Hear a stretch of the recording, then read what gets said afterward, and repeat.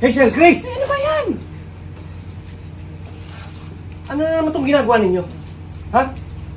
Tay, Nay, buti dumating na po kayo. Ano ba naman kayo? Palagi na lang kayo nag-aaway.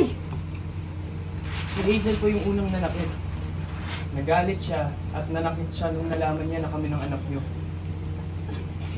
Hindi po ganun yun. Hindi na po kami nagkaintindihan ni Grace. Isa, tama na. Nakita kitang ikaw ang unang nanakit. Huwag na huwag mo rin gagawin yan sa mga anak ko. Huwag mo silang sasaktan. Hindi ko sila pinalaki ng ganyan.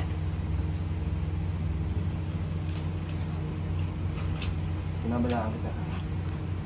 Huwag na huwag mo ulit sasaktan ang mga anak ko. Hindi. Ibabalik ka namin sa mga.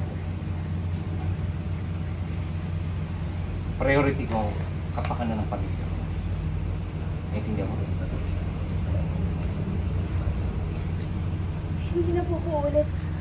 Promise po, papakabait na po ko. Hindi ko na po ulitin yun.